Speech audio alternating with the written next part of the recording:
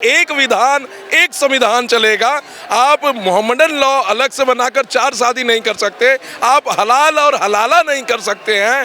30 करोड़ में कम से कम 25 करोड़ लोग ऐसे हैं जो कन्वर्टेड हैं, जो हिंदू थे, जिनको जबरदस्ती कहीं ना कहीं लव जिहाद में फंसाकर कहीं ना कहीं उनसे शादी कर उन्हें कन्वर्ट कर दिया गया। वो बोल रहे थे कि रैली नहीं होगी, तो ये रैली नहीं रैला है। भारत हिंदू राष्ट्र था, भारत हिंदू राष्ट्र है, भारत हिंदू राष्ट्र रहेगा। जो श्री राम का नहीं वो किसी काम का नहीं। इस रैली में सिर्फ भगवा कलर है, भगवा झंडा है।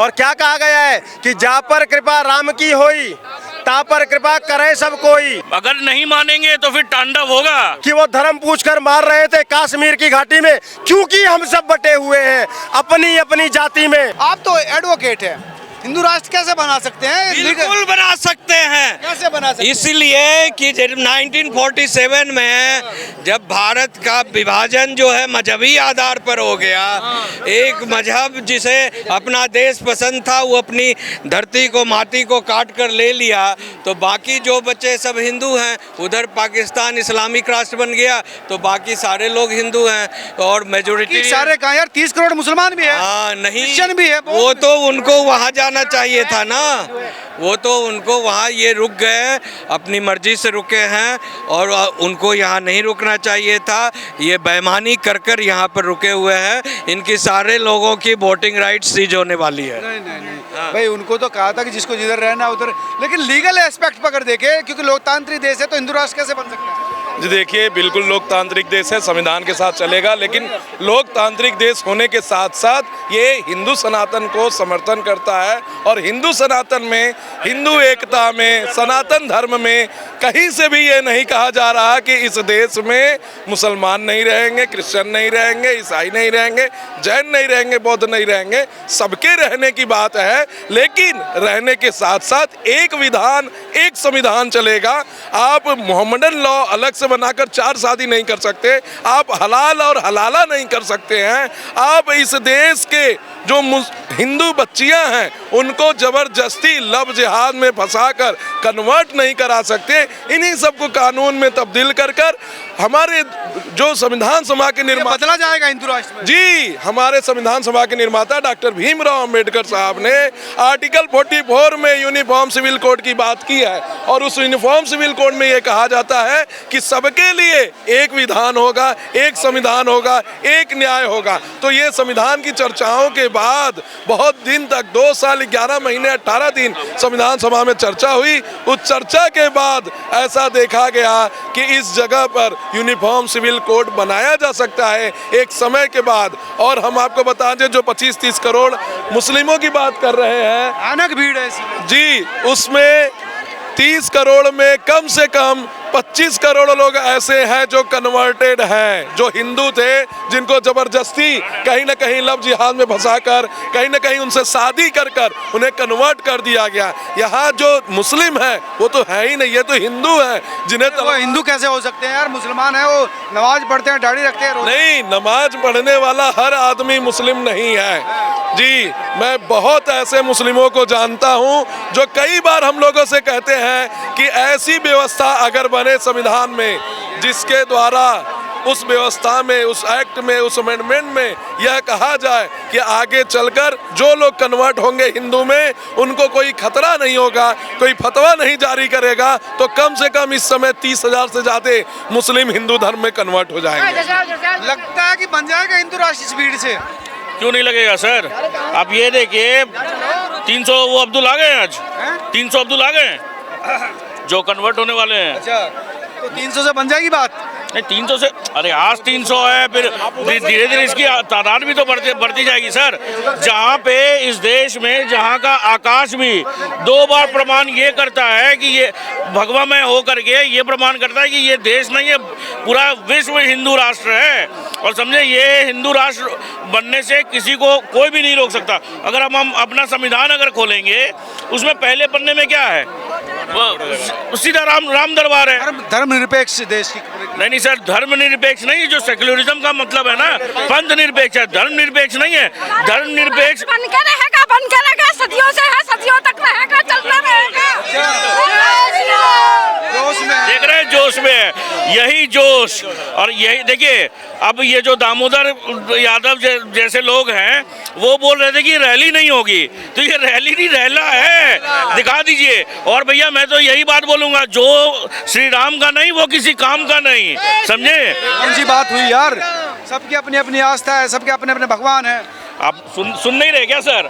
आप देख नहीं रहे रैली में कौन सा झंडा है? यहाँ पे रैली में देखिए, एक चीज आपने गौर की होगी, इस रैली में सिर्फ भगवा कलर है, भगवा झंडा है, किसी पाकिस्तान का झंडा नहीं है यहाँ पे, समझे? तो यही फर्क होता है हिंदुओं में और बाकी धर्मों में। और बाकी धर्म नहीं हो तो पंथ और मजहब है सिर्फ। देखिए बात क्या है कि ये देश हिंदू राष्ट्र बनेगा, वो हिंदू राष्ट्र जहाँ पे सबको एक तरीके से देखा जाएगा, समझे? जो बाबा बोलते हैं तनातनी नहीं सनातनी बनो। तो बन जाएंगे तनातनी के, जाति तोड़ देंगे लोग। बिल्कुल तोड़ेंगे सर, जात पात की करो विदाई, सारी हिंदू भाई भाई सबको। देखिए बात क्या है कि यहाँ पे आपको किसी से पूछेंगे ना, कोई जाति में बट के नहीं आया है आज सब कोई हिंदू बन के आया है। यहाँ पे हिंदू एक ही चीज का मांग है, हिंदू राष्ट्र। बन जाएंगे बिल्कुल बनेंगे साहब। आप यहाँ पर घूमकर एक बार जाति पूछकर देख लेना, ये सब सिर्फ यहाँ पर ये कहने आए हैं कि जात पात की करो विदाई, सारे हिंदू भाई भाई। महाकुंभ में 60 करोड़ से ज्यादा लोगों ने स्नान किया। आप संख्या बता दो कि कौन सी जाति ने कितना किया। मैं तो ये कह रहा हूँ 60 करोड़ से ज्यादा सिर्फ सनातनियों ने स्नान किया था। हमारे आज अयोध्या धाम में, हमारे काशी विश्वनाथ के दर्शन के लिए मथुरा में जब जाते हैं तो वो जात पात की बात करके नहीं जाते हैं, वो जात पात की बात करके नहीं जाते हैं। वो क्या जाते हैं कि हम सनातनी हैं, हमारे प्रभु के दर्शन करने जा रहे हैं। और ये तो आप एक बात और बता दूं, आप जो बार बार पूछ रहे हो हिंदू राष्ट्र बन जाएगा, हिंदू राष्ट्र बन जाएगा, तो मैं तमाम लोगों को ये बता देना चाहता हूँ जिसके मन में भ्रम हो कि ये कोई और राष्ट्र है।